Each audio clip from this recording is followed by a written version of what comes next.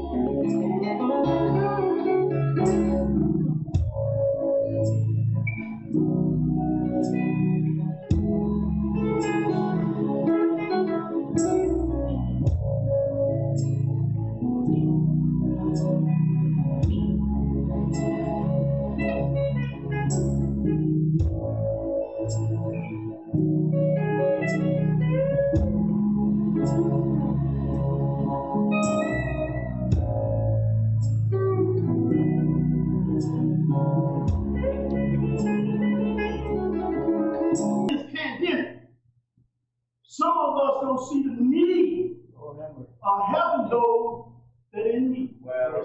Some of us don't want to get out of the comfort zone. Don't want to sidestep what we think got going on.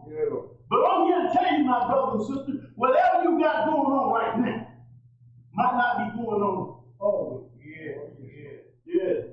He wanted to help a guy because he needs a friend. So we need to support one another in time of need. Why? Because we may be in trouble tomorrow. Yeah. Some of them might not even walk out that door. Pain hits you in the back. Somebody might not even walk out that door. Get a little dizzy sitting up in the church. Now, watch this. This is where it really gets real good. Look at the consistency in this prayer in verse 7 and 8. These verses reveal that the man made the choice to get involved.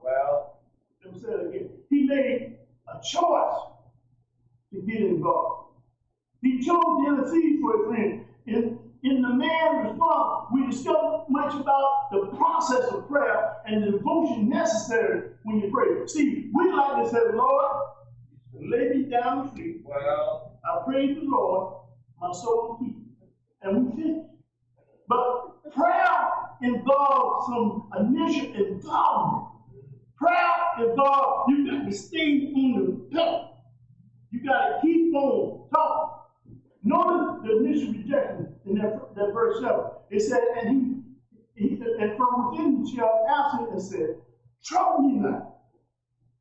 The door is now shut, and my children are with me in bed, and I cannot rise and get you. Well, and as the man knocked upon the door of his friend, his initial request was rejected. It was late, and the friend had no interest in getting up and helping him at that hour. Well, he knew the man. They were friends, but his initial response was rejected. You see, if you have served the Lord in any length of time, you are aware that the request you might make might not give you the answer. God don't always answer because you ask. That doesn't mean he's not going to answer. Right. But he, yeah, your prayer, but see, he might be examining how you ask. Yeah, this is the saying that God he doesn't hear prayer. Yes, he does. It doesn't mean that he doesn't care about your situation or his desire to meet your need. Sometimes God chooses to refuse your request. Well, yeah. You know, if God gave us everything we want, we'd be too hard to him. Yeah. God hears and answers prayer. Yeah. But it is not always in the time and the manner we want. Well, you see, in those situations, we must learn to trust God and depend on him, but does not mean that he's not going to give you what you want. He'll give you when he thinks it's time. Yeah. Y'all heard those here. God time. It's not like our time. Y'all know how we are. We live in the fast food. We want to go up and grab up to the window and say, I want a big burger, and you don't want to stay there no more than a minute. If you got to stay any more than a minute, if they, they start putting curves, and that's so you can't get out of line. Some of us get out of line and somebody else gets the wrong service. You see, in those situations, we need to learn to trust God and depend on him. See, a delay doesn't necessarily mean a denial. That's right. That's right. Now, notice the practical objection in that same verse. It says, from within he should answer and say, trouble me not, the door is now shut. My children are with me in the bed. I cannot rise and give you that. Now, think about that. A lot of us, somebody come at your house late at night, knocking on the door, want to borrow some money. A lot of I ain't got it. Say that they got money in your pocket. Don't care about me mad though. What do you think y'all coming at my house? That time of night. See, the friend was not necessarily being unreasonable. It was midnight. That's right. That's right. He had already shut the door and turned off the light, and everyone was already in bed. He would like to have been glad to do something at a reasonable time. Yes. Y'all got that? But the timing proved to be difficult. You see, there is a profound truth that we need to understand in regard to prayer. Everyone may not sense the urgency of your need. Well, everybody don't feel like you feel. Right. That's why we're so mad all the time. We're mad because we're out of agreement. We're mad because we can't see eye to eye. But see, prayer doesn't work that way. Those around us may think that we are expecting too much or even being unreasonable. They might be willing to help bear our burden. It wasn't such a difficult request. Well, see, we don't like difficult. We don't like stuff that, gonna put you out. Yeah, we don't like that. You see, the world will say to you that there is no use to continue to pray for that loved one after years of unanswered prayer. They will say that there is no need to intercede for one who has been diagnosed with terminal illness. They will say, forget about that family in need. They have been there has been too much done for them. You don't need to do no more. Y'all know we said that. We don't give them nothing. Don't give them nothing now. Now, if God chose to treat us that way, a lot of us wouldn't be where we are today. You see, for this reason, like practical objection, but when I remind you that we serve an extraordinary God. We serve one who is not limited by man's doubt and his fear. That's right. You see, God don't think like we do. God don't act like we act. He was willing and able to meet our needs, whatever they need. Now notice the continuation of this supplication in verse 8. He said unto him, he said unto you, though he will not rise and heal because he is his friend, yet because of his importunity, he will rise and give as many as need. Wow. Now what doesn't happen here? This man won't stop now. This man beating on the door. This man won't want a man until I ain't giving you nothing. I ain't getting up. I'm not working on my children. I ain't getting up. But this man just kept on knocking, kept on standing at the door. He was hard at work. We give up too easy. We quit too easy. It must be that time. You don't know whose time it is to do anything. God is the one in control. Now the friend didn't get up and help the man simply because they were friends. He would like to have rolled on and went back to sleep. It was the friendship that brought results. It was the persistence of the man, the need. He was keeping on knocking. He was knocking and knocking. You ever had some just knock and knock and knock, and you couldn't get sleep? You had to get up and find out what is the noise, what's knocking, because you got to stop the knock, because you ain't going to be able to go to sleep because it's knocking and knocking.